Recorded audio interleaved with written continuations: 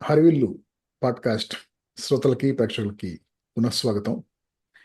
ఈ సంచికలో మనం పవన్ సంతోష్ కోరాలో కానీ, వికీపీడియాలో కానీ, ట్విట్టర్లో కానీ తెలుగు కంటెంట్ని చూసేవాళ్ళు, ఆ, చదివేవాళ్ళు వీళ్ళందరికీను తను సుపరిచితుడే. ఆ, ఇప్పుడు తను ఈ మధ్య ఒక పుస్తకం ఒకటి, ఆయన రాసిన పుస్తకం రిలీజ్ అయింది. నేడే చూడండి తెలుగు ఓడి సినిమా కథ. ఆ, తెలుగులో సినిమాలు ఒక చరిత్ర. యా, అది. సో ఆ పుస్తకం గురించి ఆ, మాట్లాడుకుందాం ఈ ఎపిసోడ్లో. సో ఆ, పవన్ సంతోష్, ఆ, పునఃస్వాగతం మీకు. ఎందుకంటే మనం ఆల్రెడీ ఒక 4 ఎపిసోడ్స్ చేసినట్టున్నాం ఈ హరివిల్ పాడ్కాస్ట్లోనే. చేశాను సార్, థ్యాంక్ ఆ, యూ. ఒకటేమో తెలుగు భాష గురించి, మిగతా 3 తెలుగు సినిమాల గురించి. సో ఇప్పటిదాకా, అంటే ఈ పాడ్కాస్ట్ వింటున్న వాళ్ళలో చూస్తున్న వాళ్ళలో ఇప్పుడు దాకా మీకు తెలియని వాళ్ళు ఎవరైనా ఉంటే గనక వారి సౌలభ్యం కోసం క్లుప్తంగా మీ స్వపరిచయం చేసుకోండి. ఆ, నమస్తే నాగ్ గారు, నమస్తే. ఈ పాఠకులందరికీ కూడా నమస్కారం. నా పేరు పవన్ సంతోష్ సూరంపూడి. నేను పుట్టి పెరిగిందంతా కూడా పశ్చిమ గోదావరి జిల్లా. ఆ, ఆ, సినిమాలంటే నాకు చాలా ఆసక్తి, చాలా మంది తెలుగు వాళ్ళలానే. అది పెద్ద ప్రత్యేకత ఏమీ కాదు. అయితే ఆ చాలా మంది ఆ, తొంభైల్లో పెరిగిన వాళ్ళలా కాకుండా నాకు తెలుగు పుస్తకాలంటే కూడా ఇష్టం. బాగా తెలుగు పుస్తకాలు, తెలుగు సాహిత్యం బాగా చదువుకున్నాను. ఆ, నేను చదువుకున్నది ఫార్మసీ, కానీ నేను చేస్తున్న ఉద్యోగాలన్నీ కూడా తెలుగుతోనూ ఇతర భారతీయ భాషలతోనూ ముడిపడి ఉన్న ఉద్యోగాలు. Internet plus Telugu and Indian languages అన్న స్పేస్లో నేను వర్క్ చేస్తుంటాను. ఇనీషియల్గా నేను centre for internet and society అనే ఆర్గనైజేషన్లో ఆ, పనిచేసేవాడిని. ఇప్పుడు కూడా అక్కడే పనిచేస్తున్నాను. మధ్యలో కొన్ని సంవత్సరాల పాటు, ఒక 3-4 సంవత్సరాల పాటు కోరా వారికి ఆ, వారి తెలుగు వేదిక కోరా తెలుగు సృష్టించడంలో ఆ, ముఖ్య పాత్ర పోషించాను, కమ్యూనిటీ మేనేజర్గా. సో ఇది నా పరిచయం. ఇదే ఇప్పుడు వచ్చిందే నా మొదటి తెలుగు పుస్తకం. ఓకే. ఇక కోరాలో కానీ ట్విట్టర్లో కానీ మీరు పెట్టే పోస్టులు చూస్తున్న వారు కి తెలిసిన విషయం ఏంటంటే, రాజకీయాల మీద, సినిమాల మీద ఆ, ఎక్కువ పెడతా ఉంటారు పోస్టులు. కానీ మిగతా అంశాలు, అంటే ఈవెన్ సైన్స్ లాంటి వాటి మీద, మిగతా వాటి మీద కూడాను, బిజినెస్ గురించి కానీ, ఎకనామిక్స్ గురించి కానీ కొని మీకు ఆ, ఎంతో కొంత అవగాహన, చాలా ఆసక్తి ఉన్నాయని అర్థమవుతానే ఉంటుంది. సో మీరు రాద్దాం అనుకున్న మొదటి పుస్తకం సినిమాల మీద ఎందుకు రాద్దాం అనుకున్నారు, వేరే అంశాల మీద కాకుండా? అది అదొక రకంగా ఘటన. అ- అ, వెనక్కి తిరిగి చూస్తే నాకు ఇప్పుడు అది నా ఆసక్తులన్నీ ఓ చోట కలిసినట్టు అనిపిస్తుంది. ఇది సినిమా పుస్తకం అని చెప్పడానికి లేదు అంత సులువుగా. ఇందులో సినిమా చరిత్ర అనేది ఇందులో ప్రధానమైన అంశమైనా కూడా, దీంట్లో రాజకీయాలు, మీరు అన్నట్టు రాజకీయ చరిత్ర ఉంది, తెలుగువారి రాజకీయ చరిత్ర దీంట్లో ముడిపడి ఉంది. ఆ ఆర్థిక వ్యవహారాలు, అంటే డబ్బులు ఎలా వచ్చినాయి, సినిమాలు ఉత్తినే తయారవు కాబట్టి ఆ డబ్బులు ఎక్కడి నుంచి వచ్చాయి. అలాగే సామాజిక చరిత్ర, ఆనాటి మనుషులు, వాళ్ళ వ్యవహారాలు, వాళ్ళ పద్ధతులు, వాళ్ళ జీవితం, ఇవన్నీ ఆ వాళ్ళప్పుడు బ్రతుకుతున్న బ్రతుకు, ఇవన్నీ సినిమాల మీద ఎలా ప్రభావం చూపించింది, సినిమాలు వీటి మీద ఎలా ప్రభావం చూపించింది, వీటన్నిటిని కూడా నేను దీంట్లోకి తీసుకొచ్చాను. అండ్ ఎంతో కొంత సాహిత్యం గురించి కూడా. ఆ, సినిమా అనేది అనేక కళల సమాహారం కాబట్టి సాహిత్యం గురించి కూడా అందులో ప్రస్తావన కొంత వస్తుంది. సో ఇన్ ఏ వే ఈ పుస్తకం నా ఆసక్తులన్నిటికీ ప్రతీకలానే ఉంటుంది. ఆ, కానీ ఒక తెలుగువాడిగా, అది కూడా పశ్చిమ గోదావరి జిల్లాలో పుట్టి ఆ, హైదరాబాదులోను, విజయవాడలోను మంచి తగినంత జీవితాన్ని గడుపుతున్న తెలుగువాడిగా నాకు సినిమా అనేది చాలా ముఖ్యం అంతే. చాలా మంది లాగానే. కాబట్టి నాకు ఇది this also reflects a lot of my interest. నా చాలా ఆసక్తుల్ని ఇది ప్రతిబింబిస్తుంది. Okay.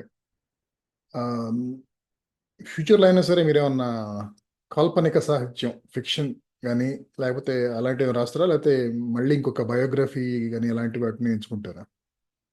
Two early to say, but నేను ఎందుకు ఆ ప్రశ్న వచ్చింది. అది మంచి మంచి ప్రశ్నే. ఆ, నాకు అంటే ఏదైనా కథే. ఇప్పుడు నేను చెప్పే ఈ పుస్తకంలో చాలా కథలు ఉంటాయి. చరిత్రలో కథలు ఉంటాయి, సైన్స్లో కథలు ఉంటాయి, ఆ హిస్టరీలో అదే ఇందాక హిస్టరీ అనుకున్నాం కదా, అలాగే పాలిటిక్స్ లో కథలు ఉంటాయి, ఎకనామిక్స్ లో కథలు ఉంటాయి, ప్రపంచం అంతటా కథలు ఉంటాయి. కథ కథ లేనిదే ఏది లేదు. కథ ఉంటుంది. ఆ కథ చెప్పే నీతో విషయము ఏదో ఒకటి, నీతోనే కాదు, ఆ కథ చెప్పే విషయం ఏదో ఒకటి ఉంటుంది. ఈ కథ చెప్పే విషయము లేకుండా ప్రపంచం ఏది లేదు. ఇప్పుడు మనం మాట్లాడుకుంటున్న దాంట్లో కూడా కొన్ని కథలు ఉంటాయి. అవి మనకు అది కథలా కనిపించవు అంతే. కాబట్టి ఈ పుస్తకం కూడా ఒక రకంగా ఒక విచిత్రమైన కథల సంపుటి కింద మీరు తీసుకోవచ్చు. చదివే పద్ధతిలో మీరు చదువుకుంటూ వెళ్తుంటే అలా చెప్పొచ్చు. ఇప్పుడు వేయి పడగల నవల గురించి విశ్వనాథ సత్యనారాయణ గారి వేయి పడగల నవలని ఆమ్, అనేక కథల సమాహారం అని చెప్పి విశ్లేషించారు. ఈ ఆ, మధురాంతకు రాజారాం గారు అందులో ఉన్న కథల్ని ఒక రెండు మూడింటిని తీసుకొచ్చి నవలలో కూడా ఇలాంటి కథలు ఉంటాయని చెప్పి, అలా నేను రాసే రచనల్లో అన్నిట్లోనూ ఆ కథలు ఉంటాయి. మనుషుల్ని ఆసక్తికరంగా నిలబెట్టేవి, ఒకప్పుడు జరిగినవి. ఇంకా కాల్పనిక సాహిత్యం కన్నా నేను రాసే ఈ నాన్ ఫిక్షన్తో ఉన్న ఒక ప్రయోజనం ఏంటంటే, ఈ కథలు చాలా వరకు జరిగినవి, కల్పన తక్కువ వీటిల్లో.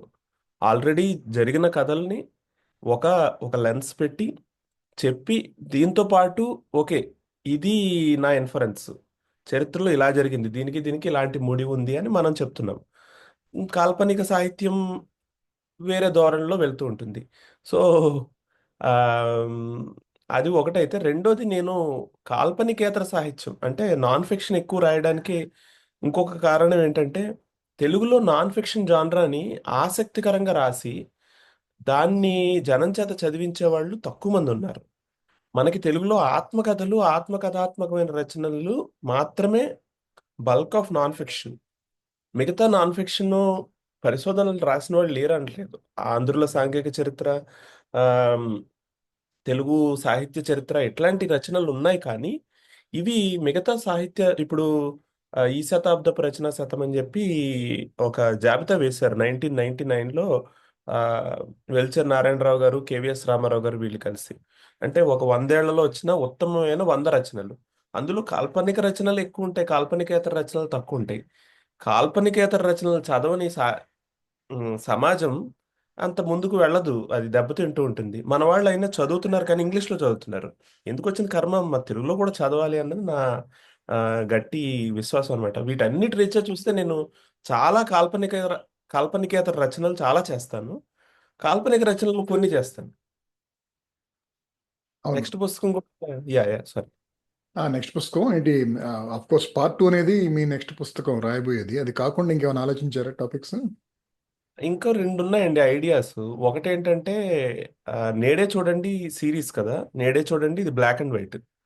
నేడే చూడండి కలర్ వచ్చేలోపు నేడే చూడండి పాప్కార్న్ అని ఒక చిన్న పుస్తకం వేయాలని నాకు ఒక ఇంట్రెస్ట్ ఉంది. ఇది కంప్లీట్ గా ఏంటంటే ఆ, సరదా విశేషాలు. అంటే బేసికల్ గా సినిమా సినిమా ఫస్ట్ హాఫ్ కి సెకండ్ హాఫ్ మధ్యలో ఇంటర్వెల్ ఇచ్చినప్పుడు బయటికి వెళ్ళి పాప్కార్న్ ఇంటర్వెల్ తిన్నట్టు ఇచ్చినట్టు, అనమాట. ఎగ్జాక్ట్లీ. అదొకటి చెయ్యాలని ఉంది. రెండోది నాకు ఎప్పటి నుంచో ఉన్న ఇంట్రెస్ట్ ఏంటంటే, చాలా చిన్న పుస్తకం, 100-150 పేజీల పుస్తకం, తెలుగులో రాయకూడని పదాలు, తెలుగులో వాడకూడని రచన పద్ధతులు, వాటి గురించి. అంటే అన్ని ఇంటూలే. అంటే బడు వాడకూడదు అంటారు. ఎందుకు బడు వాడకూడదు అంటారు? చాలా మందికి ఇప్పుడు రాస్తున్న వాళ్ళకి, ఇప్పుడు చాలా మంది రాస్తున్నారు కాల్పనిక సాహిత్యం అంటే నాన్ ఫిక్షన్, చాలా మంది రాస్తున్నారు నవలలు అవి. వాళ్ళకి బేసిక్ ఎడిటింగ్ కూడా అందులో చాలా మంది తెలియట్లేదు. నాకేదో విపరీతంగా తెలుసని కాదు, కానీ నేను చాన్నాళ్ళ నుంచి ఇందులో పడుతూ లేస్తున్న వాడిగా, ఇవి చేయకూడదు, ఇవి చేయకూడదు, ఇవి చేయకూడదు అని పెద్దలు చెప్పిన వాటిని ఒక్కొక్క దాన్ని ఒక్కొక్క చాప్టర్గా పెట్టి, అంటే మరియు ఎందుకు వాడకూడదు, బడు ఎందుకు ఎక్కువ వాడకూడదు, జరిగింది ఎక్కడ వాడొచ్చు ఎక్కడ వాడకూడదు, ఇట్లా ఒక 6-7 చాప్టర్లు పెట్టి చిన్న పుస్తకం ఒకటి తీసుకొద్దామని నాకు ఒక ఇంట్రెస్ట్ ఉంది. ఓకే. సో ఇక మీ పుస్తకం విషయానికి వస్తే కనుక, ఆ, మీరు ఎంచుకున్న రచనా శైలి ఏదైతే ఉందో, ఆ, ముఖ్యంగా నాకు కొట్టచోటు కనపడినాయి, రెండు కనపడినాయి. ఒకటి ఏంటంటే ఆ నాన్ లీనియర్ నేరేషన్ టైప్లో. సో ఒక స్టోరీ చెబుతా మధ్యలో ఓకే, ఇప్పుడు ఇక్కడ ఈ చక్రపాణి ఇతన్ని కలవటానికి అసలు దీనికి ఒక బ్యాక్ స్టోరీ ఉంది అన్నట్టు, మళ్ళీ ఒక 7 years మమ్మల్ని వెనక్కి తీసుకెళ్ళిపోయి అవన్నీ ఆకళంబి చేసుకునే లోపల మళ్ళీ ముందుకు తీసుకొచ్చేసి ఆ టైప్లో అది కొంచెం పాఠకులకు కొంచెం కన్ఫ్యూజన్ కానీ అంటే బాగా తెలియగల కానీ వాళ్ళకి అది ఉండొచ్చనే భయం ఏమన్నా అనిపించిందా మీకు? ఆ భయం అనిపించడం కన్నా నాకు, అంటే ఇప్పుడు నాకు రెండు చాయిస్లు ఉన్నాయి. ఒకటి ఏంటంటే ఒక కథ చెప్పుకుంటూ వెళ్ళిపోయినట్టు వెళ్ళిపోవడం. ఎంత మీరు కథ చెప్పుకుంటూ వెళ్ళిపోయినా ఇప్పుడు సడన్ గా నాగవాసిరెడ్డి గారు వచ్చారనుకోండి కథలోకి, ఈ నాగవాసిరెడ్డి గారి ఉద్దేశాలు ఏంటి? ఫర్ ఎగ్జాంపుల్ చెప్తున్నా, అంటే ఇప్పుడు ఫర్ ఎగ్జాంపుల్ ఈ సినిమా ఇండస్ట్రీ అనే స్టోరీలోకి ఒక కొత్త వ్యక్తి మీరు అన్నట్టు చక్రపాణి వచ్చారనుకోండి. ఈ చక్రపాణి అనే మనిషి ఏంటి, ఈ చక్రపాణి అనే వ్యక్తి లక్షణం ఏంటి, ఇతను ఎందుకు ఈ పనులు చేస్తున్నాడు అన్న బ్యాక్గ్రౌండ్ నేను చెప్పక తప్పదు. ఇది నేను ఆ ఒక తమాషాగానో ఒక చమత్కారంగానో తీసుకుంది కాదు. ఇక్కడ చాయిస్ పెద్దగా లేదు నాకు. ఇతరులు చెప్పే పద్ధతి ఏంటంటే చాలా క్లుప్తంగా రెండు మూడు ఆ, చాలా మంది చెప్పేది ఏంటంటే చివర్లో ఫుట్ నోట్స్ పెట్టి రాసేస్తారు. అదొక స్టైల్ ఉంది. అంటే ఇప్పుడు చక్రపాణి వచ్చిరా గానీ చక్రపాణి గురించి ఒక ఫుట్ నోట్ పెట్టి చివర్లో రాయడమో, లేదా అక్కడ ఒక పేరాలో ముగించడమో ఉంది. కానీ ఇక్కడ నాకేంటంటే చక్రపాణి కథ చెప్పడం నాకు ఇంపార్టెంట్. ఉదాహరణకి చక్రపాణి అనే వ్యక్తి ఒక 20 సంవత్సరాలు తెలుగు సినిమా ఇండస్ట్రీని, మినిమం 10-15 సంవత్సరాలు తెలుగు సినిమా ఇండస్ట్రీని ఆ డైరెక్షన్ లో చాలా వరకు అతను ఒక ఊపు ఊపిన మనిషి. ఇతను అక్కడికి రావడానికి ముందు ఇతనేమి సినిమాల్లోనే పుట్టి పెరిగిన వాడు కాదు. అతనికి ఒక బ్యాక్ స్టోరీ ఉంది. అతనికి ఒక హిస్టరీ ఉంది. అతను వచ్చిన ప్రాంతానికి కూడా ఒక చరిత్ర ఉంది. తెనాలి. అలానే ఇతనికి సరిజోడైన నాగిరెడ్డికి కూడా ఒక చరిత్ర ఉంది. ఈ రెంటిని నేను చెప్పకుండా ముందుకు వెళ్ళలేనమాట అక్కడ. అండ్ ఇక్కడ నాకు ఒకటి ఉంది, చిన్న కన్ఫ్యూషన్ ఉన్న మనుషుల కథలు, అది మనకు తెలుసుకోవడం చాలా ఇంట్రెస్టింగ్గా ఉంటుంది. వీళ్ళేమి చిన్న చిన్న లైఫ్లు తీసుకున్న వాళ్ళు కాదు. వాళ్ళ జీవితాలన్నీ ఎగరేసి ఎగరేసి కొట్టాడు భగవంతుడు. వాళ్ళు చాలా విచిత్రమైన జీవితాలు. చక్రపాణి విషయమే చూసుకుంటే ఆ అతనికి క్షయరోగం వచ్చినప్పుడు, పక్క క్షయరోగం వచ్చినప్పుడు ఆ రోజుల్లో పంపించేవాళ్ళు, ఒక మదనపల్లి శానిటోరియంకి పంపించేవాళ్ళు. మదనపల్లి శానిటోరియంలో ఇంకా ఉండిపోవడమే, అక్కడికి బయటికి వెళ్ళడానికి స్కోప్ అనేది ఏమి ఉండదు. అతను బ్రతకాలి అన్న ఆశను నిలబెట్టుకుంటూ ఏదో ఒక రకంగా అక్కడనే ఉండి చికిత్స తీసుకుని ఆ బ్రతికి బయటపడాలి.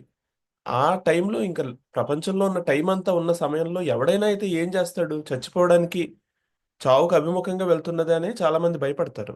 వాళ్ళు ఏదో రకంగా తన జీవితేచ్ఛ నిలబెట్టుకోవాల్సిన పరిస్థితి.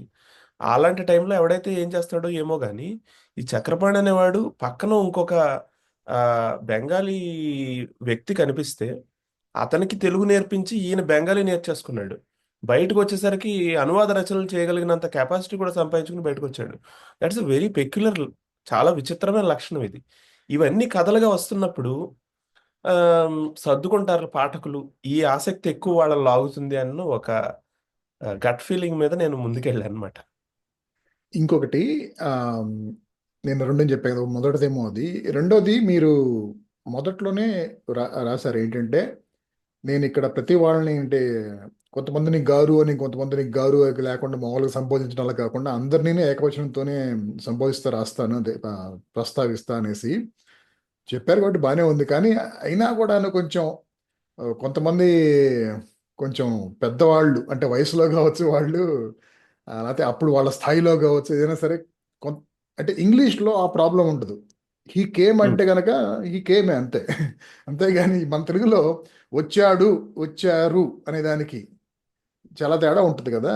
సో అప్పుడప్పుడు కొంచెం ముఖ్యంగా మీరు మీ వయసు మీరు తెలిసిన రావటం అయిన వాళ్ళే తెలుసు కాబట్టి మాకు, ఇప్పుడు నాలాంటి పాఠకుడికి పవన్ సంతోష్ ఆయన స్టోరీ చదువుతున్నప్పుడు చిత్తూరు నాగయ్య లాంటి ఆయన్ని అలా వచ్చాడు పోయాడు అని ఈ టైప్లో ఎందుకు రాస్తున్నారు అని కొంచెం అనిపిస్తుంది కదా. ఆ రిస్క్ ఉందని మీకు అర్థమైందా?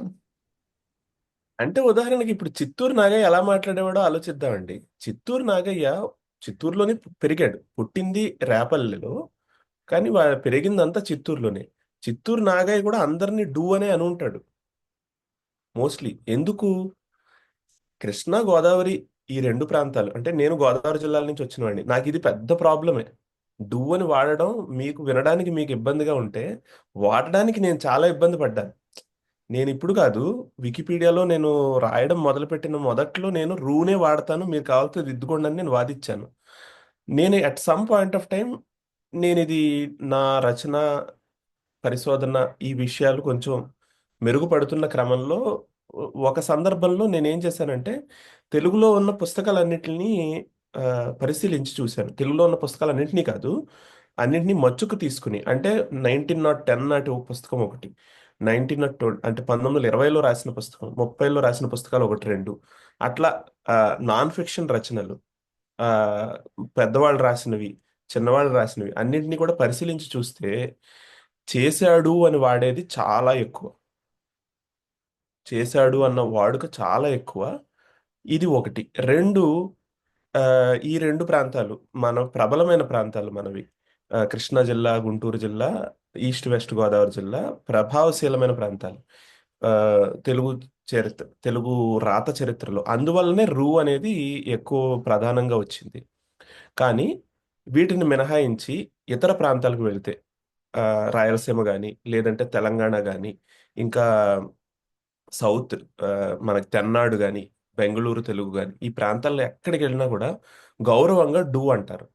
ఇప్పుడు హైదరాబాద్ మొట్టమొదటిసారి వెళ్ళిన ఆ, ఆంధ్ర, ఎస్పెషలీ ఈ ఈస్ట్ వెస్ట్ కృష్ణా జిల్లాల వాళ్ళు వర్క్ చేయడానికి ఎవరన్నా వచ్చినప్పుడు, పని చేస్తున్నప్పుడు, ఇంటికి ఏదో ఒక వర్క్ చేసేయడానికి వచ్చిన వాళ్ళు సార్ అని డూ అని అనడం కన్ఫ్యూజ్ అయిపోతారు. ఇదేంటి విచిత్రంగా ఇట్లా మాట్లాడుతున్నారని. ఇది విశేషం ఏంటంటే తెలుగు జాతి చరిత్రలో అతి ఎక్కువగా ఉపయోగించిన విధానం ఇదే. మీరు అన్నమయ్య రచనలు తీసుకున్నా, మిగతా ఏ రకమైన రచనలు తీసుకున్నా, ప్రాచీన రచనలు తీసుకుంటే అన్ని చోట్ల డూ అనేది గౌరవప్రదంగా వాడతారు. వెంకటేశ్వర స్వామి, కృష్ణుడు, వీళ్ళందరూ కూడా చాలా ముఖ్యమైన వాళ్ళు మనకి. నన్ను కాపాడడానికి వచ్చాడు, నన్ను దీవించాడు, నాకు ఈయనంటే ఎంతో గౌరవం అంటూనే ఆ గౌరవంతో చివరిలో డూ, చేసింది, చేశాడు అని వాడతారు. ఇది ఒక ఆన్సర్. అంటే ఇది మనం జీర్ణం అవడం కష్టం. ఫస్ట్ టైం మనంతట మనం ఒకసారి ఈ పరిశోధన దృష్టితో చెక్ చేస్తే నేను చెప్పినవన్నీ నిజాలా కాదా అనేది కొంతవరకు జీర్ణం కావచ్చు.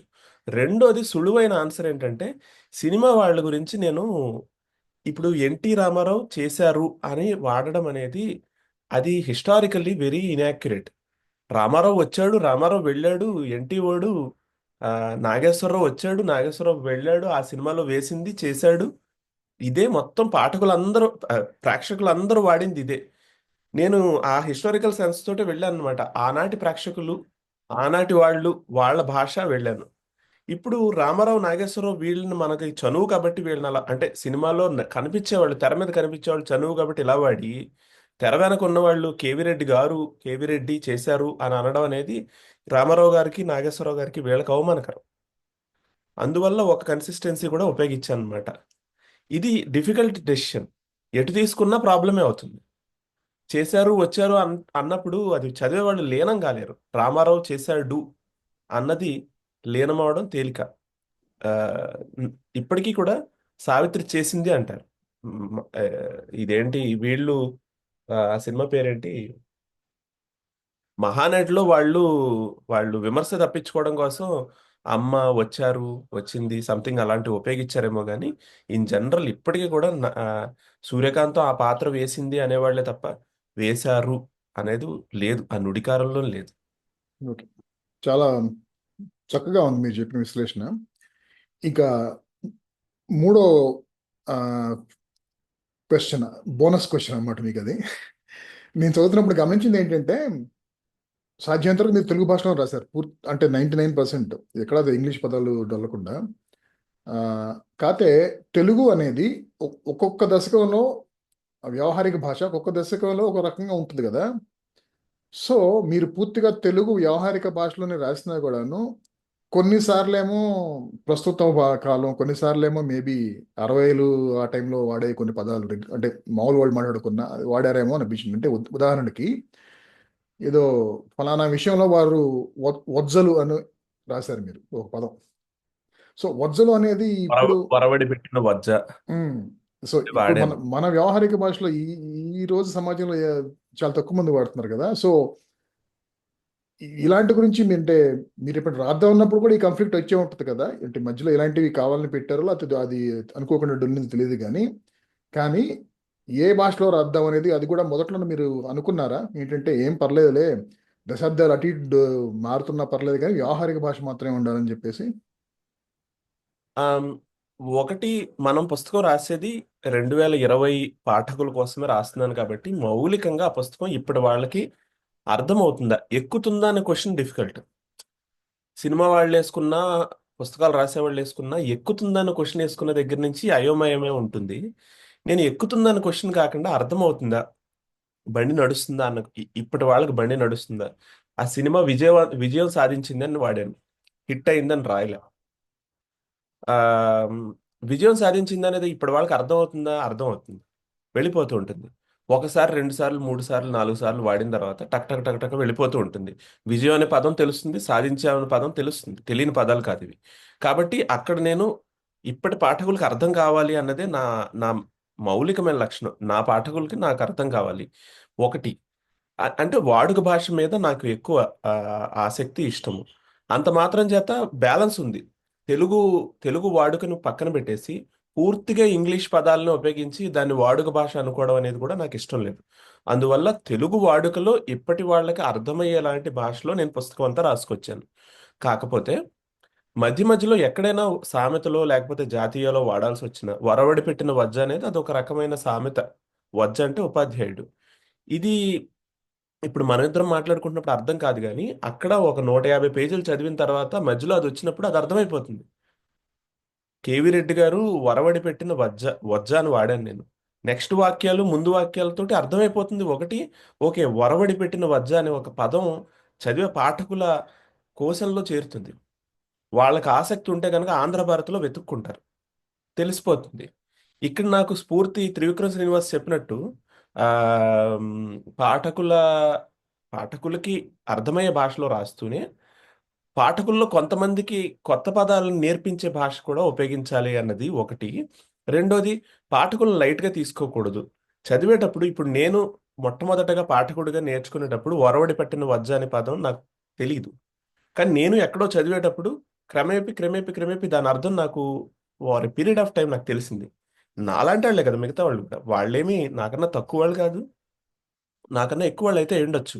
కానీ నాకన్నా తక్కువ వాళ్ళు ఏం కాదు కదా, వాళ్ళకే అర్థం అవుతుంది అన్న ఉద్దేశంతో కొన్ని వాడాను. ఇది ఒక చాయిస్ అనమాట, కాన్షియస్ చాయిస్. అలా అని వాక్యానికి ఇలాంటివి ఉపయోగిస్తే వాళ్ళకి నడవదు బండి. అది నా ఉద్దేశం కాదు. ఒక 15 పేజీలకు ఒకటో, 20 పేజీలకు ఒక రెండో, మూడో వస్తే నేనేం పెద్దగా దాన్ని ఇబ్బంది పెట్టకుండా రాసేసాను అలా హాయిగా. అది ఒకటి. ఆ ఇందాక అదే త్రివిక్రమ్ శ్రీనివాస్ అందులో చెప్తాడు కదా, ప్రాగ్దిశ వీణియ పైన, దినకర మయూఖ తంత్రుల పైన పాట ఎందుకు నడిచింది అంటే, సిరివెన్నెల సినిమా అంతా వాడుక భాషలో ఉంటుంది. మనకు ఆ భాష అర్థమవుతూ ఉంటుంది. మధ్యలో ఒక పాట, ఒక హై ఇచ్చే పాట, అది వేరే భాషలో ఉన్న, అంటే మనం అర్థం చేసుకోలేని భాషలో ఉన్న, కష్టపడి నేర్చుకోవాల్సిన భాషలో ఉన్న దాని శబ్ద సౌందర్యం కోసం వినేస్తారు. సినిమా అంతా అదే భాషలో ఉంటే సినిమా నడవదు. ప్రాగ్దిశ వీణియ అనే పదాన్ని సినిమాలో మిగతా వ్యక్తులు మాట్లాడుకుంటూ వాడేశారనుకోండి, సినిమానే చూడలేరు ఎవరు కూడా. సో ఇదే చాయిస్ ఇక్కడ కూడా. 3:30 గంటల సినిమాలో 5 నిమిషాల పాట అలా ఉండొచ్చు. దానివల్ల లాభం ప్రేక్షకులకి. అట్లానే నా పాఠకులకి 300 పేజీల పుస్తకంలో ఒక ఆ ఇలాంటి పదాలు ఒక 15, 20 రావచ్చు. దానివల్ల పాఠకులకి లాభం. ఇది ఒకటి. రెండోది, ఇంకొన్ని తమాషా అయిన చాయిస్లు నేను తీసుకున్నవి ఏంటంటే, నేను ఆ అక్కినే నాగేశ్వరరావు ఇంటర్వ్యూలు బాగా ఇచ్చారు. అక్కినే నాగేశ్వరరావు గారు ఆయన రిటైర్ అయిపోయిన తర్వాత రిటైర్మెంట్ లైఫ్ని బాగా ఎంజాయ్ చేసింది నాగేశ్వరరావు గారు. ఆయన కావాల్సినవన్నీ చేసుకున్నాడు హాయిగా. చివరిలో మనం సినిమా కూడా తీసి వెళ్ళిపోయారు కదా. ఆయన అలాంటి ఇంటర్వ్యూలు ఇచ్చినప్పుడు ఆయన భాష చూసేవాడు నేను. ఆ భాష ఇప్పుడు సినిమా వాళ్ళు వాడుతున్న భాష కాదు. పిక్చర్ బాగా పోయింది అంటాడు. పిక్చర్ హిట్ అయింది, సినిమా సూపర్ హిట్ అయింది అంటారు. ఇప్పుడు ఇప్పుడు మీరు అల్లు అర్జున్నో లేకపోతే పవన్ కళ్యాణ్నో చిరంజీవినో ఎవరిని ఇంటర్వ్యూ చేసినా కూడా వాళ్ళ నుడికారం ఎలా ఉంటుందంటే, సినిమా సూపర్ హిట్ అయింది, బ్లాక్ బస్టర్ అయింది, ఇవి వాళ్ళ పదాలు. నాగేశ్వరరావు పిక్చర్ చాలా బాగా పోయింది, పిక్చర్ బాగా పోయింది, పిక్చర్ బ్రహ్మాండంగా పోయింది, అదే ఆయన భాష. సో ఈ బ్రహ్మాండంగా పోవడం, పోవడం అనే పదం ఎక్కువ వాడలేదు. ఈ బ్రహ్మాండం, పిక్చర్, ఈ పదాలు నేను కావాలని తీసుకుని వాడాను. అది ఆనాటి టైం కదా. ఆయన నుడికారం ఏంటంటే ఆనాటి వాళ్ళు మాట్లాడిన వాటికి ఒక ప్రతిధ్వని. కాబట్టి వాటిని ఉపయోగించాను అనమాట. దాంతోనే మొత్తం పుస్తకం రాయడం సాధ్యం కాదు. మళ్ళీ ఇక్కడ సేమ్ అదే చాయిస్, కొన్ని మెరుపులు మెరిపిస్తాం అనమాట. ఆనాటి ఫీల్ వాళ్ళకి రావాలి కాబట్టి. ఆ సినిమాలో బ్లాక్ అండ్ వైట్ అందుకనే చూపిస్తారు. పాత సినిమాలు, పాత ఫ్లాష్ బ్యాక్ వెళ్ళినప్పుడు బ్లాక్ అండ్ వైట్ ఎందుకు చూపిస్తారు? ఆ రోజుల్లోనే ప్రపంచం వైట్ కలర్ లోనే ఉంది. 1960s లో ప్రపంచం ఇలాగనే ఉంది, అన్ని రంగులే. కానీ మనం సినిమాల్లో బ్లాక్ అండ్ వైట్ ఎందుకు చూపిస్తాం అంటే దాన్ని ఎఫెక్ట్ కోసం చూపిస్తాం. అలానే నాగేశ్వరరావు గారు ఉపయోగించిన పిక్చర్ అనే పదం ఒకటి చిలకరించడం, ఇంకో కొన్ని పదాలు వాడతారు ఆయన. ఆ, వేషం వేషం దొరికింది, క్యారెక్టర్ అని ఇప్పుడు వాళ్ళు అంటారు. క్యారెక్టర్ పాత్ర అనేమో ఆ, వేదిక మీద మైక్ పుచ్చుకున్నప్పుడు కొంతమంది పాత్ర, ఆ పాత్ర బాగా పోషించాను, ఆ పాత్ర దొరికిందని కొంతమంది గంభీరంగా మాట్లాడేటప్పుడు అంటారు. మామూలుగా జనాంతికంగా క్యారెక్టర్ క్యారెక్టర్ క్యారెక్టర్ అంటారు. కానీ నాగేశ్వరరావు గారు మాత్రం ఎప్పుడు చూసినా కూడా వేషం దొరికింది, వేషం దొరకలేదు, వేషం కోసం ప్రయత్నం చేశాను. ఇంకా మిగతా ఇంటర్వ్యూల్లో, వేరే వాళ్ళ ఇంటర్వ్యూల్లో కూడా క్రాస్ చెక్ చేసుకుంటే అప్పటి నటులు వాళ్ళ భాషలో, వాళ్ళ నుడికారంలో మాట్లాడేటప్పుడు వేషం దొరికింది, దొరకలేదు, వచ్చింది, రాలేదు, వేషం ఇచ్చారు, ఈ పదం ఒకటి ఉంటుందన్నమాట. ఇట్లా కొన్నింటిని కూడా ఉపయోగించుకుని ఆనాటి ఫీల్ ని తీసుకురావడానికి కొన్ని ప్రయత్నాలు అన్నమాట అవి చేశాను. బాగుంది. సో ఇక ఆ, మిమ్మల్ని కనుక అడిగితే, ఆ, అదే అడుగుతున్నాను ఇప్పుడు నేను, ఏంటంటే ఆ, ఈ తెలుగు సినిమా చరిత్రలో ఆ, నటులు నటీనటులే కాకుండా మిగతా మిగతా క్రూ అండ్ నిర్మాతలు వాళ్ళు అందరిని గమనించారు కాబట్టి, మీరు వాళ్ళు చదివారు కాబట్టి, బయోపిక్ సరిపోయేంత మసాలాలు ఉన్న మనుషులు ఎవరు? ఒక ముగ్గురు పేర్లు చెప్పండి, మరీ ఎక్కువ కాకుండా. కాంచనమాల, నాగయ్య, కేవిరెడ్డి, ముగ్గురు. ఆ కేవిరెడ్డి అంటే నాగిరెడ్డి చక్రపాణి లైఫ్ కూడా తీయొచ్చు. నాగిరెడ్డి చక్రపాణి ఇద్దరు ఒకటికైనా తీసుకోవాలి, అదొక బయోపిక్ అవుతుంది. మీరు ముగ్గురు అడిగితే నేను నలుగురు చెప్తున్నాను. ఆ ఎందుకంటే ఈ ఎత్తులు పల్లాలు అన్నీ ఉంటాయి వీళ్ళ జీవితాల్లో. ఆ కేవీ రెడ్డి గారి లైఫ్ కూడా పల్లం కూడా ఉంటుంది. అంటే ఆయన పీక్కి వెళ్ళింది ఉంటుంది, ఆ తర్వాత మళ్ళీ మొత్తం పతనం అయిపోతే రామారావు ఆయనకి సినిమా అవకాశం ఇస్తే తప్ప ఆఖరి సినిమా లేని సిచ్యువేషన్ కూడా ఉంది. అంటే కేవీ రెడ్డి గారు ఒకప్పుడు రాజమౌళి, ఇప్పుడు రాజమౌళి అంటే అంత దుర్నిరీక్షంగా ఉన్నారు. రాజమౌళి అని తలుచుకోగానే మనకు అన్ని సూపర్ హిట్లు ఎలా ఉన్నాయో, సూపర్ హిట్లు ఉండడమే కాదు ఇండస్ట్రీ మొత్తాన్ని మార్చేశారు. కేవీ రెడ్డి గారు ఫస్ట్ సినిమాతోనే తెలుగు సినిమా ఇండస్ట్రీ స్టామినా ఇది అనేది నిరూపించారు. ఇంకా నా ఇంకా ఈయన పేరేంటి, మన బిఎన్ రాజమౌళికి రెడ్డి. కూడా ఇంకా క్రమ అభివృద్ధి ఉంది. కేవీ రెడ్డి గారు ఫస్ట్ సినిమాతోటే తెలుగు సినిమా ఇండస్ట్రీ స్టామినా వేరు, మీరు అనుకుంటున్న బడ్జెట్లు కాదు తెలుగు సినిమా ఇండస్ట్రీకి, దీని బడ్జెట్ వేరు, దీని కెపాసిటీ వేరు అనేది ఫస్ట్ చూపించేశాడు ఆయన. తర్వాత ప్రతి సినిమాకి అంతే, ఆల్మోస్ట్ ఒక సినిమా స్లోగా వెళ్ళి ఉండొచ్చు, రెండు సినిమాలు స్లోగా వెళ్ళి ఉండొచ్చు, కానీ ఫ్లాపులు లేవు ఆయనకి. 1964 వరకు కూడా పెద్ద మేజర్ ఫ్లాప్లు ఏం లేవు, బ్రహ్మాండమైన హిట్లు కొట్టుకుంటూ వెళ్ళాడు. ఇది ఒకవైపు ఉంటే తర్వాత పతనం అయ్యాడు. ఇవి రెండు కాకుండా ఆయనకి ఆయన లైఫ్లో బ్రహ్మాండమైన లవ్ స్టోరీ ఉంది, అద్భుతమైన లవ్ స్టోరీ ఉంది. నేను కేవీ రెడ్డి గారి జీవితం దీన్ని ఏమంటారు, చారిత్రక నవలగా రాయాలి అనేది నాకు ఇంట్రెస్ట్ ఉండేది. ఆ, ఇప్పటికీ ఉంది నాకు దాని మీద ఇంట్రెస్ట్. ఆయన జీవితంలో చాలా మధురమైన లవ్ స్టోరీ ఉంది. ఎంత బ్రహ్మాండమైన లవ్ స్టోరీ అంటే అది, ఆయన చనిపోయేటప్పుడు కూడా ఆవిడ ముందు చనిపోయారు. చనిపోతే ఈయన మెడిసిన్స్ వేసుకోవడం మానేసి ఈయన వెళ్ళిపోయారు. అండ్ ఆయన వెన్నెల్లో కూర్చుని ఉడిగిపోయిన తర్వాత కూడా, వయసు మీరిపోయిన తర్వాత కూడా, ప్రతి పౌర్ణమికి కూడా వెన్నెల్లో కూర్చుని వాళ్ళిద్దరూ భోంచేయడం, భార్యాభర్తలు ఇద్దరు కూడా. ఆ, ఆమెను ఇష్టపడి పెళ్లి చేసుకున్నారు, మరదలే ఆమెని. చిన్నతనం వాళ్ళిద్దరూ కలిసి ఆడుకోవడం, ఇవన్నీ సినిమాల్లో వస్తాయి ప్యారలల్ గా. సినిమాల్లో ఆయన ఏం చూపించాడో వాటికి సంబంధించి ఆయన జీవితంలో కూడా ప్యారలల్స్ ఉన్నాయన్నమాట. ఆయన సినిమాల్లో జరిగిన మంత్రాలు, తంత్రాలు జరిగినట్టుగానే ఆయన జీవితంలో కూడా ఆ వాళ్ళ వాళ్ళ అమ్మగారు, మరి అదేం విచిత్రమో తెలియదు, 9 నెలలు మించి కడుపుతో ఉన్నారని చెప్పి, అది ఏమైందో ఎలా అయిందో ఎవరికీ తెలియదు అనమాట. 9 నెలలు మించి కడుపుతో ఉన్నారు, తర్వాత ఈయన పుట్టాడు, ఊరందరూ ఆశ్చర్యపోయారు అని చెప్పి దాని గురించి ఒక పౌరాణిక కథలానే ఉంటుంది అది అక్కడ కూడా. ఆ, ఆయన లైఫ్లో అన్ని మసాలాలు అన్ని విచిత్రాలు ఉన్నాయి, కానీ తీయాల్సిన విధంగా తీయాలి అది. దాన్ని అర్థం చేసుకునే పద్ధతిలో తీస్తే ఇట్స్ లవ్ ప్లస్ ఇది వస్తుంది. ఆ, నాగయ్య గారిది స్ట్రైట్ ఫార్వర్డ్ సేమ్. ఇప్పుడు సావిత్రి జీవితంలో ఏం జరిగిందో నాగయ్య గారి జీవితంలో వేరే రకంగా జరిగింది. అది ఆయన స్వయంకృతాపరాధం అని ఆయన అంటాడు. ఆ, ఏమైనా సినిమా నేను ఇందులో వేరేగా రాశాను. సినిమా ఇండస్ట్రీ మార్పుకు చేర్పులు లోనవుతున్న టైంలో ఆయన ఎత్తుపల్లాలు ఆయన జీవితంలో వచ్చాయని, దాన్ని ప్రాపర్గా చూపించగలిగితే బ్రహ్మాండంగా ఉంటుంది. కాంచనమాల ఇంకా యాక్చువల్లీ కాంచనమాల పీక్లో ఉన్నప్పుడు చాలా అన్యాయానికి గురై, జమినీ వాసన్ చేతిలో చాలా అన్యాయానికి గురై ఆవిడ మొత్తం లైఫ్ పతనం అయిపోయింది. ఇది మనం పుస్తకంలో రాసామన్నమాట.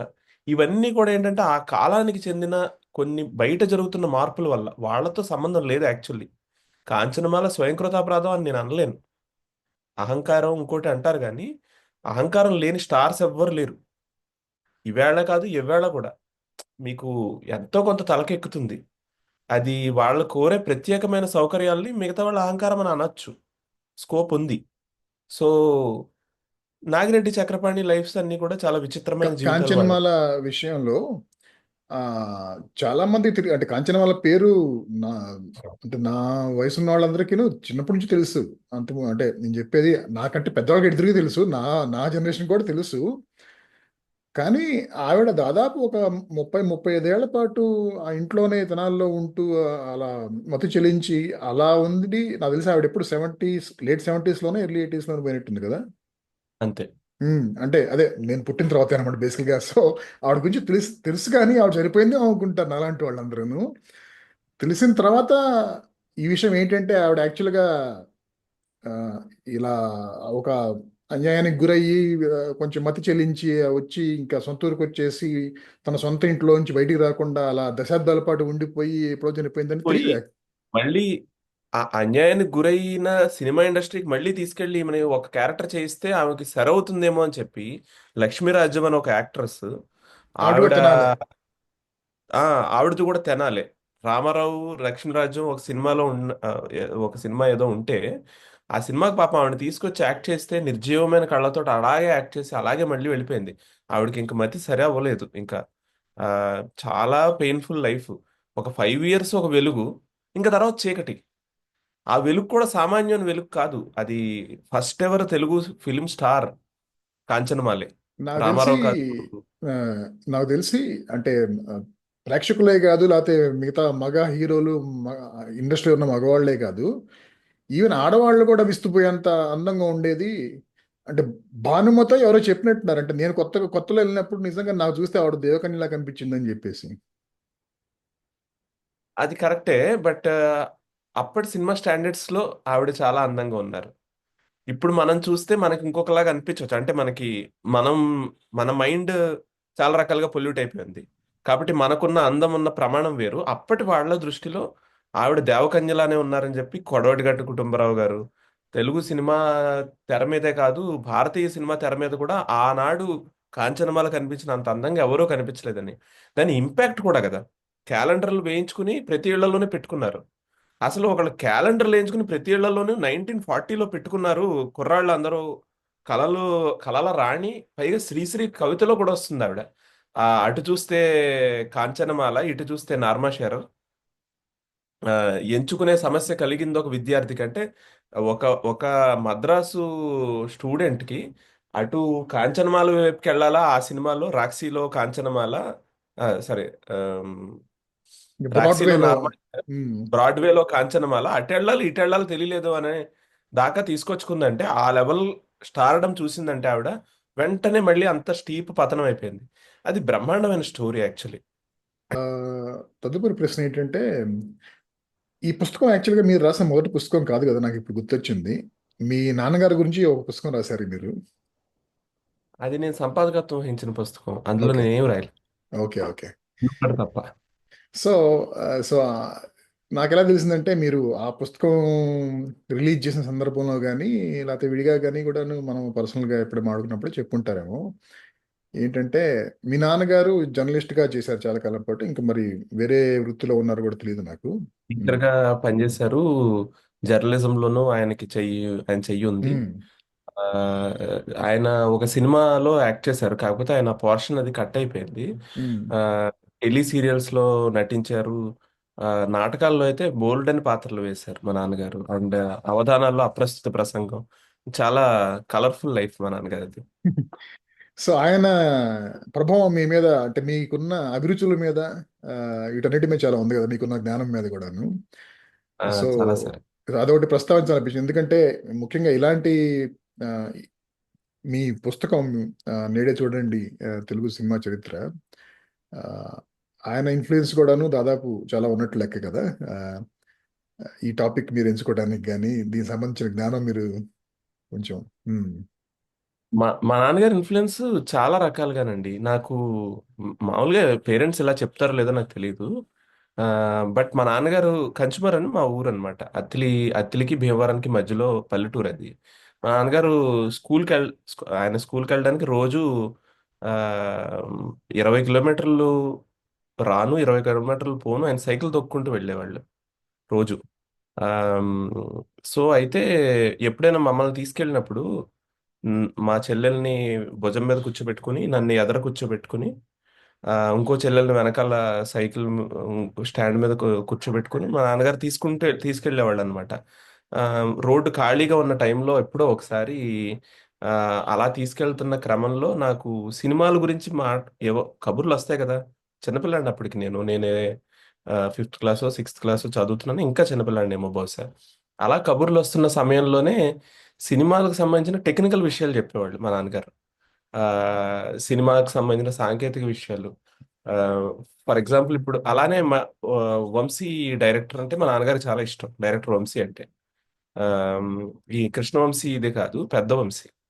ఆమ్, ఆయన సినిమా ఒకటి చూపించినప్పుడు, ఆ, పాటలు చూపించినప్పుడు షార్ట్ అంటే ఏంటో ఆయన చూపించారనమాట. వరుసగా చేసుకుంటూ వెళ్ళరు. ఇప్పుడు కట్ అవుతుంది చూడు, నీకు బ్లింక్ అయినట్టు వస్తుంది, ఇక్కడి నుంచి ఇంకొక షాట్, ఇలా ఎన్ని షాట్లు ఉన్నాయో ఆ పాటలో లెక్క పెట్టు అని అంటే, నేను చిన్నపిల్లాడిని, నేను లెక్క ఎలా పెడతాను? వంశీ షాట్లు ఎంత భయంకరంగా ఉంటే టక్ టక్ టక్ టక్ టక్ టక్ మారిపోతుంటాయి. సరదాగా లెక్క పెట్టాను ఒకసారి. ఇట్లా ఒక సినిమా వెనక సాంకేతికత ఉంది, సినిమా అనేది తీసేవాళ్ళు వెనకాల మనుషులు ఉన్నారు అన్న విషయాన్ని నాకు మా నాన్నగారు ఆ, అలా పరిచయం చేశారు. సినిమా టెక్నాలజీ గురించి జనరల్గా తల్లిదండ్రులు పిల్లలకి చెప్పడం అనేది అరుదుగా వచ్చేవి బహుశా. మా నాన్నగారు నాకు అలా నేర్పించారు. ఆయనేమి సినిమా టెక్నీషియన్ కాదు, బట్ కొత్త విషయాలు నేర్చుకోవాలన్న ఉత్సాహాన్ని నాకు అలా సినిమాల విషయంలో కూడా ఆయన పాదుకొల్పారు. అదొకటైతే, రెండోది, నువ్వు ఫార్మసీయే చదివావు కదా, దీనికి సంబంధించిన ఉద్యోగం ఎందుకు చెయ్యవు అని నన్ను ఆయన ఎప్పుడు గొడవ చేయలేదు, ఇబ్బంది పెట్టలేదు. నేను లైఫ్లో సక్సెస్ అవుతానని ఖచ్చితంగా నమ్మారు. ఆయన కోరుకున్న వల్ల ఏంటంటే, ఆ, నా లైఫ్లో నేను సక్సెస్ఫుల్ అవ్వాలని, ఆర్థికంగా స్థిరపడాలని, మంచి ఉద్యోగం, మంచి లైఫ్ చూసుకోవాలని సాధారణంగా తల్లిదండ్రులు అందరూ కోరుకునే కోరికే. నాకు నచ్చిన పని నేను చెయ్యాలని, ఆ, నేను ఒక పుస్తకం రాయాలని, ఇలాంటివి మా నాన్నగారు కోరుకున్నారు. చాలా ఆరోగ్యకరమైన విషయాలని నేను అనుకుంటాను. ఇట్లాంటి ఒక కోరికలతోటి, ఇట్లాంటి కోరికలు ఉండడం తండ్రికి 1990s లో పెరిగిన ఆ, వాతావరణంలో చూసేవాడిని. మా నాన్నగారిని మిగతా వాళ్ళు అమాయకుల కింద తీసుకునేవాళ్ళు. అదేంటి ఇది ఐఐటిలో చదవాలనో, లేకపోతే యుఎస్ వెళ్ళాలనో, ఆ, లేదంటే తను ఏం ఉద్యోగం చేస్తున్నాడో, ఏ కెరీర్ టెక్నికల్ ఫీల్డ్స్లోనే ఎంచుకోవాలి, మరొక దాంట్లో ఎంచుకోకూడదని ఇలా అనుకోవాలి కదా. అలా కాకుండా ఈయన ఎందుకు ఇంకోలా ఆలోచిస్తున్నారని ఆ, ఆశ్చర్యపడేవాళ్ళు మిగతా వాళ్ళంతా కూడా. బట్ ఇవన్నీ ఆయన చేయగలిగే, ఆయన నాకు ఆ స్వేచ్ఛ ఇవ్వడమే కాదు, ఇలాంటి ఐడియాస్ కూడా మంచివే అని నమ్మడం వల్లనే నేను ఇవన్నీ చేయగలిగాను అనమాట. సో అందుకు కూడా ఐఎమ్ వెరీ సో ఈ గ్రేట్ఫుల్. పుస్తకం విజయాన్ని విజయం సాధించింది కాబట్టి మీతో పాటు మీ నాన్నగారికి కూడా శుభాభినందనలు. ఇంకొకటి, థ్యాంక్ యూ. మీ నాన్నగారి గురించి చెప్పింది నాకు గుర్తున్నంత వరకు ఆయన కొంచెం హాస్యప్రియత్వం కూడా ఎక్కువ అనుకుంటా కదా, కానీ చాలానండి. మీలో అంత ఎక్కువ అనిపిస్తూ ఉంటుంది బట్ నాకు. ఆ, అంటే మీరు నాలో హాస్యం. మీరు జోక్స్ ఎంజాయ్ చేస్తారు కానీ, నవ్వుతూ ఉంటారు కానీ మాట్లాడేటప్పుడు, మీరు మీరంతా మీ అంతటి మీరు ఎక్కువ జోక్స్ వేయటం కానీ పంచ్ డైలాగులు వేయటం కానీ. మా నాన్నగారైనా నేనైనా ఒకటే పద్ధతి. ఓకే. కాన్వర్సేషన్స్ లో ఉండదు, మైక్ పుచ్చుకున్నామంటే జోకులు వేస్తాం. ఓకే. మేము ప్రదర్శిస్తాం, హాస్యం అనే కళని ప్రదర్శిస్తాం. అంతేగాని దాన్ని దాన్ని ఫ్రీగా అలా అంతేగాని ఉచితంగా ఇచ్చేయరు. రోజువారీ లైఫ్ లో వెయ్యం. పుట్టి పెరిగింది వెస్ట్ గోదావరి కాబట్టి వెయ్యాలంటే చాలా పంచులే నేను వేయగలను. కానీ నేను at some point of time నేను అర్థం చేసుకుంది ఏంటంటే ఈ వేళాకోళం ఈ హాస్యం వల్ల చాలా మంది మనసులు నొచ్చుకుంటున్నాయి. కాబట్టి దీన్ని ప్రదర్శన కళగానే ఉపయోగించుకుందా, రియల్ లైఫ్ లో ఎందుకు అని నేను ఒక అడుగు వెనక్కి తగ్గా అనమాట ఆ విషయంలో. సో ఆఖరి ప్రశ్న ఏంటంటే, ఈ ఆంజనేయులు అనే సినిమా రవితేజది ఉంది కదా, దాంట్లో ఎంఎస్ నారాయణ టీవీ స్టూడియోకి ఇంటర్వ్యూకి వస్తాడు. అతను డైరెక్టర్ ప్రకాష్ ప్రఖీ అని చెప్పేసి. సో యాంకర్, సార్ ఈ సినిమా బాగా హిట్ అయింది కదా, ఈ విజయాన్ని ఎలా ఎంజాయ్ చేస్తున్నానంటే, చూడమ్మా, 100 వికెట్లు తీసిన బౌలర్కి 101 వికెట్ తీస్తే కనుక పెద్దగా ఏముంటుందని చెబుతాడు కదా. అలా కరెక్ట్. చెప్పడానికి లేదు మీకు ఇప్పుడు, ఎందుకంటే మీది 101 పుస్తకం కాదు కాబట్టి. సో మొదటి పుస్తకం ఇలా మంచి ప్రజాదరణకి నోచుకుంటుందని వింటున్నాను నేను. సో దాని పట్ల మీకు ఎలా ఉంది స్పందన? అంటే కొంచెం షాక్ సర్ప్రైజ్ ఉందన్నమాట నాకు. ఆ, నేను చాలా తక్కువ ఎక్స్పెక్టేషన్స్ తోటే వెళ్ళాను మార్కెట్లోకి. మన పుస్తకం ఎవడు కొంటాడు, నేనేమైనా సెలబ్రిటీనా, నేనేమైనా పెద్ద పాపులరా, సినిమా అనే కాన్సెప్ట్ మీద కూడా బోల్డెన్ పుస్తకాలు ఉన్నాయి కదా, వస్తున్నాయి కదా, మనది ఎందుకు కొంటారని చెప్పి. అందుకని నేను ఓ 100 కాపీలో 200 కాపీలో వేద్దాము అని చెప్పి అంటే, అదేంటన్నా నువ్వు 100 కాపీలు 200 కాపీలు వేస్తే దెబ్బతినిపోతావు, రెండు ఒక వారం రోజుల్లో అయిపోతాయి, తర్వాత నిన్ను మళ్ళీ నువ్వు వెళ్ళి ఇంకో ప్రింట్ వేయించుకోవడానికి చాలా ఇబ్బందులు పడతావు, వెయ్యి అని చెప్పి నాకు ఆ, మన పబ్లిషర్ ఫ్రెండ్స్ చాలా గట్టిగా చెప్పారనమాట. భయపడుతూ భయపడుతూనే వేశాను. వేస్తే అది వాళ్ళు అన్న విధంగానే ఆ మొదటి 4 రోజుల్లో 150 కాపీలు వెళ్ళిపోయినాయి. అంటే నేను నిజంగా 100 వేసుంటే మొదటి 3వ రోజునే మళ్ళీ ప్రింటర్కి ఫోన్ చేసి బాబు అని చెప్పి మొదలెట్టాల్సి వచ్చేది అనమాట. సో నాకు ఫస్ట్ రియాక్షన్ ఏంటంటే షాక్, నిజంగా ఇంతగా వెళ్తుందా మనం అనుకున్న పుస్తకం. అండ్ నేనేం విపరీతమైన ప్రచారం కూడా ఏం చేసుకోలేకపోయాను. బికాస్ నాకు వృత్తిరీత్యా ఉన్న మిగతా ఒత్తిళ్ళన్నీ అవుతూ కరెక్ట్గా సెలవులు వచ్చే సమయానికి ఈ పుస్తకం రిలీజ్ అవ్వడం వలన అప్పటికప్పుడు నేనేం పెద్ద ప్రచారం చేసుకోవడానికి నాకు వర్కౌట్ కాలేదు. బట్ అయినా కొనుక్కున్నారు. వచ్చి చాలా మంది మీరు రాసేవి చాలా బాగుంటాయండి, మీ పద్ధతిలో నేను రాద్దాం అనుకుంటున్నాను, నేను నేర్చుకుందాం అనుకుంటున్నాను, సంతకం తీసుకుంటున్నాను అంటే నాకు ఎంతసేపు ఏంటంటే, ఓరు బాబు నిజంగా నేను సాధారణమైన వ్యక్తిని రా బాబు, నా సంతకం తీసుకుంటున్నారు, రేపొద్దున్న ఏదైనా పొరపాటు చేస్తే మళ్ళీ నన్ను ఏమనుకోకండి అనే లోపల భయపడుతున్నా అనమాట. కానీ చాలా సంతోషంగానే ఉంది, చాలా సంతోషంగా ఉంది చెప్పాలంటే. ఒక కొత్త పుస్తకం వస్తే ఆ, రచయితలు భయపడక్కర్లేకుండా పుస్తకం నిజంగా పుస్తకంలో విలువ ఉంది, మీరు కూడా మొదటి నుంచి కూడా మంచిగా రాస్తున్నారు సోషల్ మీడియాలో అని అంటే జనం వచ్చి పుస్తకం కొనడం నాకు చాలా సంతోషంగా ఆనందంగా అనిపించేది.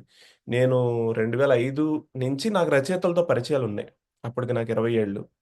ఎప్పుడు రచయితలు చెప్పేది ఏంటంటే పుస్తకాలు వేయడం, ఉచితంగా పంచిపెట్టుకోవడం. నాకు చాలా మంది పంచిపెట్టి మీరు దీని మీద మీ అభిప్రాయం చెప్పాలంటే నాకు బాధగా ఉండేదన్నమాట. నేను డబ్బులు పెట్టి కొనుక్కునేవాడిని. ఆమ్, సో ఆ సిచ్యువేషన్ నేను చూశాను. 2013, 2018 నిజంగా మంచి పుస్తకాలు అవి. అవేం పనికిమాల పుస్తకాలు కాదు. నిజంగా మంచి పుస్తకాలు వేసి 500 కాపీలు వేసి అవి అమ్ముడవ్వక ఇంట్లో పెట్టుకుని ఇంట్లో వాళ్ళతో తిట్లు తినే పరిస్థితి నుంచి ఈరోజు బుక్ పబ్లిషింగ్ ఇండస్ట్రీ తెలుగులో మళ్ళీ కొద్దిగా తల ఎత్తుతోంది, దశ ఎత్తుకుంటోంది అని అంటే ఆ, ఒక ర ఒక రచయితగాను, ఇంతకాలం నుంచి చూస్తున్న ఒక పాఠకుడుగాను కూడా నాకు చాలా సంతోషంగా ఉంది ఈ విషయం మీద. అవును. బట్ ఇలా తెలుగు పుస్తక ఆ, పఠన మీద ఆసక్తి పెరగటం తెలుగు వారిలో, ముఖ్యంగా యంగర్ జనరేషన్లో, దీనికి మాత్రం క్రెడిట్ గోస్ టు సోషల్ మీడియానే కదా. ఖచ్చితంగా ఇది సోషల్ మీడియాకి క్రెడిట్ ఉంటుందండి. కానీ there will be always something internal లోపల ఉండేది. అది ఆ బీజం చాలా ఇంపార్టెంట్ అండి. నా ఉద్దేశం, నా విశ్లేషణ నేను చెప్తాను. ఒక జనరేషన్ జనరేషన్ అంతటిని కూడా బ్రెయిన్ వాష్ చేశారు. ఏమనంటే మీరు సాహిత్యం చదవడం అనేది జీవితంలో పనికిమాలిన విషయం. చేతకానోళ్ళే పుస్తకాలు చదువుతారు. మీరు చదవాల్సింది ఐఐటి, ఐఐఎం, వీటికి సంబంధించిన పుస్తకాలే 24 అవర్స్ చదివేస్తే మీకు అది వచ్చేస్తుంది. Which is a fake thing. చాలా మందికి ఇంజనీరింగ్ అవ్వలేదా, చాలా మంది యూఎస్కి వెళ్ళలేదా అంటే వెళ్ళారు కరెక్టే, కానీ 24 అవర్స్ అదే చదివేస్తేనే వెళ్ళిపోయారు అన్నది అదొక అపోహ. ఐఐటీలోను ఐఐఎంలోను బాగా సెటిల్ అయిన వాళ్ళలో కూడా చాలా మంది పుస్తకాలు, మిగతా పుస్తకాలు కూడా బ్రహ్మాండంగా చదవడం నేను చూశాను. అది ఒకటైతే, రెండోది తెలుగు పుస్తకాలు చదవకూడదు, ఇంగ్లీష్ పుస్తకాలు మాత్రమే చదవాలి. ఇంగ్లీష్ పుస్తకాలు చదివితే నీకు ఏదైనా వస్తుంది, తెలుగు పుస్తకాలు చదివితే నీకు ఏం వస్తుంది. ఇలా చాలా విషయాల మీద బ్రెయిన్ వాష్ అనేది కన్సిస్టెంట్గా జరుగుతూ వచ్చింది. This also involves a lot of other things. ఇంకా మిగతా చాలా విషయాల్లో ఆ, మీరు జీవితంలో అన్ని ఆశలు వదిలేసుకుంటే సక్సెస్ అవుతారు అన్న దగ్గర నుంచి మొదలుపెట్టి 24 అవర్స్ టైం టేబుల్ వేసుకోవాలి. ఆ, క్రమశిక్షణ, అతిశిక్షణ, ఇవన్నీ కూడా మన వాళ్ళు అనుభవించున్నారనమాట. విచిత్ర హింసలన్నీ అనుభవించున్న తరాలు నేను కూడా చూశాను ఆ టైంలో. నాకు ఇంటర్నల్గా లేకపోయినా, కుటుంబ పరంగా లేకపోయినా, నాకు బయట నుంచి వచ్చేది ఈ ప్రెషర్ అంతా. మిగతా మా ఫ్రెండ్స్ అందరికీ ఈ ప్రెషర్ విపరీతంగా ఉంటూ ఉండేది. మేమందరం వింత జీవులం. సాహిత్యం చదివే అతి కొద్ది మంది వ్యక్తులం. తెలుగు పుస్తకం చేత్తో పట్టుకుని వెళ్తుంటే మేము వింత జీవులం అనమాట. ఈ సిచ్యువేషన్ చూసాం కాబట్టి ఇది ఈజీ అయిపోయింది. ఒక ప్రపంచవ్యాప్తమైన అవుట్లుక్ తెలుగు వాళ్ళకి వచ్చింది. వీళ్ళందరూ ఇప్పుడు ఈ జనరేషన్ అంతా కూడా అమెరికా దగ్గర నుంచి ప్రపంచంలో చాలా దేశాల్లో స్థిరపడ్డారు. మంచి చదువులు చదువుకుంటున్నారు. అండ్ ఆ జనరేషన్ గడిచిపోయింది. వాళ్ళు ఆల్రెడీ అనుభవించి ఉన్నారు. ఇది మంచి ఆరోగ్యకరమైన విధానం కాదు. ఇంకా రకరకాలైన పద్ధతులు ఉన్నాయి జీవితంలో సక్సెస్ అవ్వడానికి. తెలుగు పుస్తకాలు వదిలేయడం అనేదే విషయం కాదు అని చెప్పి. సో వాళ్ళు మామూలుగా, వాళ్ళు తండ్రులుగా, వాళ్ళు ఇప్పుడు కొత్త చూపుతో చూస్తున్నారు ప్రపంచాన్ని, వాళ్ళు పుస్తకాలు కొంటున్నారు. నెక్స్ట్ జనరేషన్కి ఈ పనికిమాలిన బోధ చెయ్యట్లేదు. దాన్ని బట్టి అది ఇంటర్నల్గా ఉంది. అది సోషల్ మీడియా దాన్ని market place, social media in a simple way. కొత్త ఐడియాలని షేర్ చేసుకోవడానికి స్పేస్. కానీ ఈ ఐడియాలు అనేవి మనుషుల్లో ఉన్నాయి. ఈ చేంజ్ వచ్చింది, జనరేషనల్ షిఫ్ట్ వచ్చిందని నేను అనుకుంటున్నాను అనమాట. అదిను తెలుగు సాహిత్యం మీద కొంచెం ఆసక్తి పెరగటానికి జనబాహుళ్యంలో పవన్ కళ్యాణ్ అండ్ త్రివిక్రమ్ శ్రీనివాస్ లాంటి స్టార్లది కూడా చాలా ప్రభావం ఉంది కదా. ప్రభావం ఉంది. త్రివిక్రమ్, పవన్ కళ్యాణ్ ఇద్దరు కూడా చాలా మంచి పని చేశారు. త్రివిక్రమ్ కన్నా పవన్ కళ్యాణ్ త్రివిక్రమ్ చేశారు ఖచ్చితంగా. నా నేను పుస్తకం చదవడం, మొట్టమొదటి నేను పుస్తకం చదివింది అమృతం కురిసిన రాత్రి. అంటే ఆఫ్టర్ బాపు రమణ ఇలాంటి కొంతమంది చిన్నపిల్లలకి నచ్చే కథలు కాకుండా ఒక ఆ, వేరే రకమైన సాహిత్యం, మైన్ స్ట్రీమ్ తెలుగు సాహిత్యం అంటారు లేదా సీరియస్ సాహిత్యం అని మీరు ఏ పేరున పెట్టచ్చు. ఆ ఆ రకమైన సాహిత్యం చదవడం అనేది అమృతం కురిసిన రాత్రి మొట్టమొదట. అది నేను చదవడం వెనకాల కూడా త్రివిక్రమ్ శ్రీనివాస్ ఇంటర్వ్యూ ఒక రోజు ఈనాడు ఆదివారంలో పడింది. ఆ ఇంటర్వ్యూ అప్పటికి నాకు త్రివిక్రమ్ అంటే చాలా ఇష్టం. ఆ అప్పటికి అతడు వచ్చిందో లేదో నాకు గుర్తుకు లేదు కానీ మల్లీశ్వరి, మన్మధుడు, నువ్వు నాకు నచ్చావు, ఇలా ఆయన బ్యాంగర్స్ అన్నమాట. ఒకదాని తర్వాత ఒకటి బ్రహ్మాండమైన సూపర్ హిట్లు. త్రివిక్రమ్ అంటే ఎక్సలెంట్ రైటర్ అని నా అభిప్రాయం అప్పటికి. నేను ఆ ఇంటర్వ్యూ చదువుతుంటే ఇంటర్వ్యూలో ఏముందనంటే ప్రశ్న, మీరు చిన్నతనం నుంచి రాసేవాళ్ళ అని ఉంది. ఆయన ఏమన్నాడంటే, నేను డైరీ కూడా రాయలేదు, డిగ్రీ వచ్చేదాకా నేను డైరీ కూడా రాయలేదు, కానీ నేను చిన్నప్పటి నుంచి చదివేవాడిని. నేను 10వ తరగతిలోనో ఇంటర్మీడియట్లోనో నేను మొట్టమొదటి పుస్తకం అమృతం కురిసిన రాత్రి కొనుక్కు తెచ్చుకున్నాను. అమృతం కురిసిన రాత్రితో మొదలు పెట్టాను నేను అన్నాడు. నాకు త్రివిక్రమ్ అంటే ఇష్టం కదా, నేను అమృతం కురిసిన రాత్రితో మొదలు పెట్టాలని నేను వెళ్ళి అమృతం కురిసిన రాత్రి కొనుక్కొచ్చుకున్నాను. ఆ తర్వాత ఇంకా విపరీతంగా బోల్డ్ అనే పుస్తకాలు నేను చదవగలిగాను. ఇది ఈ పుష్ అనేది ఖచ్చితంగా ఎవరి చేతిలో అయితే ప్రభావం ఉంటుందో, ఇన్ఫ్లుయెన్స్ చేయగలిగిన వాళ్ళు ఈ పుష్ చేయాలి. బాపు రమణలు ఒక చోట రాశారు, బాపు గారు సాధ్యమైన ప్రతి చోట కూడా కార్టూన్లో పుస్తకాలు ఉన్నట్టుగా చూపించేవారట. పుస్తకం చదువుతున్నట్టు, వెనకాల ఏదో పుస్తకాలు అర ఉన్నట్టు ఇట్లా చూపించేవారట. ఇది ఇన్ఫ్లుయెన్స్ ఉన్నవాళ్ళు ఇన్ఫ్లుయెన్స్ చెయ్యాలి. త్రివిక్రమ్ చేశారు, ఇప్పుడేమో పవన్ కళ్యాణ్ చేస్తున్నారు. వీళ్ళతో పాటు ఇప్పుడు మన మల్లికార్జున్, అలానే వెంకట సిద్ధారెడ్డి, ఇట్లాంటి ఆ, ఈ పూర్ణిమ తమ్మిరెడ్డి, వీళ్ళందరూ పబ్లిషర్స్ అయ్యి వాళ్ళ టైంని, వాళ్ళ ఎనర్జీని, వాళ్ళ డబ్బుల్ని దీంట్లో పెట్టుబడి పెట్టి, అలానే ఈయన దాస్ భాష కిరణ్ గారు, వీళ్ళందరూ కూడా కొత్త కొత్త ప్లాట్ఫామ్స్ తీసుకురావడము, పుస్తకాలని చదువుకునేందుకు కొత్త రకం పుస్తకాలు తీసుకురావడం, ఆ, ఇవన్నీ కూడా ఒక టైంకి కలిసి వచ్చాయి. అవును. సో వాళ్ళందరికి కూడాను మనం థ్యాంక్స్ చెప్పాలి. ముఖ్యంగా యంగర్ జనరేషన్కి పఠనాసక్తి ఆ, పఠన ఆసక్తి కలిగించడానికి. సో మీకు మరొకసారి మొదటి వికెట్ తీసినందుకు ఆ, శుభాభినందనలతో, ఇంకా మీరు ఇంకొక 600 వికెట్లు తీయాలని ఆశిస్తూ మీ థ్యాంక్ యూ మీ సార్. మీ తదుపరి పుస్తకం కోసం వెయిట్ చేస్తాను. Thank you sir, thank you very much. Okay, bye.